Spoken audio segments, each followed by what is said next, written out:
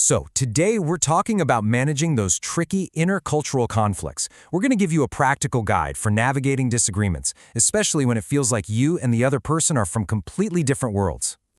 Have you ever been in one of those arguments? You know the one. You're both using the same words, but somehow you are not connecting at all. The meaning, the intention, it's just gone. It's so frustrating, right? Kind of like talking to a brick wall. Well, that brick wall you feel like you're hitting? A lot of the time, that's the invisible wall of culture. Yeah, it's that moment when all our unwritten rules, the stuff we just know, our values, what we think is normal, just smash right into someone else's. But here's the good news. Those conflicts, they're not random. And that wall, it's not unbreakable. So in the next few minutes, we're going to give you a toolkit. Think of it like this. First, we'll help you figure out what's going on. And then we'll hand you the repair manual. All right, let's open up that toolkit. First up, we need to figure out what kind of disagreement we're even dealing with, because not all conflicts are created equal. And knowing what you're up against, that's half the battle. Let's look at the three main types. First, you've got effective conflict. This is the one that gets under your skin. It's all about emotion, right? It feels really personal. It's less about the actual topic and more about the friction between you and the other person. It's kind of like a personality clash, but culture just pours gasoline on the fire. Then there's cognitive conflict. This one's all in your head, in a good way. It's not about feelings, it's about ideas. This is that classic, we just fundamentally see this differently kind of disagreement. Like when a team is debating the best strategy for a project. It's a battle of minds, a clash of different viewpoints. And last but not least, goal-oriented conflict. This one's simple. You want different things. The end game is different for both of you. So you're not just arguing about how to get there, you're arguing about the destination itself. Okay, so where do these conflicts even come from? Well, yeah, sometimes it's a big clash over beliefs and values. But a lot of the time, it's something way more basic, something almost primal. It's that human tendency to stick with our in-group and be suspicious of the out-group. And that simple little bias, if you let it run wild, it can spiral into prejudice, hatred, and, well, things can get really ugly. And this is a devastating example of how destructive that us versus them thinking can get.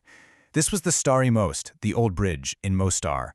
For hundreds of years, it was this incredible symbol of connection. But in 1993, during the Bosnian War, it was deliberately blown up. And that wasn't just a strategic military move. It was a symbolic act, an attempt to literally destroy a piece of another group's history. Something that terrible, it doesn't just happen out of the blue. It builds, it escalates. And that brings us to the next tool in our kit, understanding that conflicts have a life of their own. They actually go through 5 pretty predictable stages. Let's walk through them. And this story from an island called Usedom is a perfect and kind of funny example. So, stage 1, latent conflict. You've got German nudist beaches on one side of an island and Polish Catholic sensibilities on the other, separated by a border. The values are totally incompatible, but hey, no contact, no problem. Then, stage 2, perceived conflict. The border controls go away, Polish visitors see the beaches for the first time, and boom, the clash is suddenly very, very real. Which leads to stage 3, felt conflict. The Polish visitors are shocked, they call it horrible. The Germans start feeling the tension. Now it's not just perceived, it's felt. And then, stage 4, manifest conflict. You get disapproving glares, which the Germans see as intrusive. The whole island becomes the site of an open culture war. And finally, stage 5, the conflict aftermath. The authorities try a quick fix, they put up some signs, but that doesn't solve anything. The underlying tension is still there, souring the whole relationship. So you see, that whole story, it wasn't really about the beach, was it? It was about the completely different cultural lenses everyone was looking through. And that, right there, is the absolute heart of this whole thing. It's about understanding the lens you're wearing and getting better at seeing the world through someone else's. And when it comes to conflict, cultures tend to fall into 2 big camps. On one side, you have cultures that see conflict as normal, maybe even useful. It's an opportunity to grow, to hash things out, and maybe even make the relationship stronger. For them, being direct is a good thing. But on the other side, you have cultures that see conflict as purely destructive. It's a disturbance, something that messes up the peace. The goal is harmony, saving face, and avoiding confrontation at all costs. Now, it's super important to remember, neither one is right or wrong. They're just completely different ways of approaching the world. So what's the big takeaway here? It all comes down to perception. Everything. As Shuang Lu, Zala Volcic, and Cindy Gawaz put it in their work, Intercultural conflict involves perceptions filtered through our cultural lenses. Every single thing is colored by the cultural glasses we're all wearing, and most of the time we don't even know we have them on.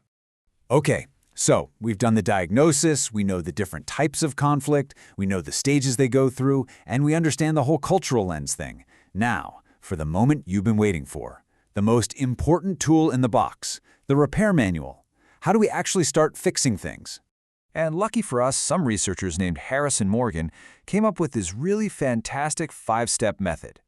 Step 1. You got to describe the conflict in a way that everyone understands. You need to be speaking the same language, literally and figuratively. Step 2. You have to analyze it from both perspectives. Step out of your own shoes and really try to see it from their side. Step 3. Identify the root cause, again, from both viewpoints. What's really driving this for each of you? Step 4. This is the creative part. You resolve the conflict using what they call synergistic strategies. Basically, you build something new together. And finally, step 5, you check back in. You have to make sure the solution is actually working for everyone. Okay, so to actually pull off those 5 steps, you need some specific communication strategies. Here's a quick checklist. First, always look for common ground. Start with what you agree on. Next, practice what's called relational empathy. Really feel what it's like to be in their position. Also, keep the climate positive. No cheap shots, no emotional attacks. And please, deal with one thing at a time. Don't throw everything into the pot or it'll just boil over. You might need to learn to be a bit more indirect sometimes. And maybe the most important things, be patient and always, always aim to maintain mutual dignity and respect. And the whole point of all this, the big goal, is something called synergy. This isn't about compromise, where everyone loses a little. And it's definitely not about one side winning. Synergy is about the two of you creating a third option, a new solution that's actually better than what either of you could have imagined on your own. It's a dynamic process of adapting, learning, and building something together. So that brings us full circle. Is conflict just a disturbance of the peace, something to be avoided, or could it be something else entirely? Could it be a chance to build a stronger, more honest relationship? Well, as we've explored today, the answer really has nothing to do with the conflict itself and everything to do with the lens you choose to see it through.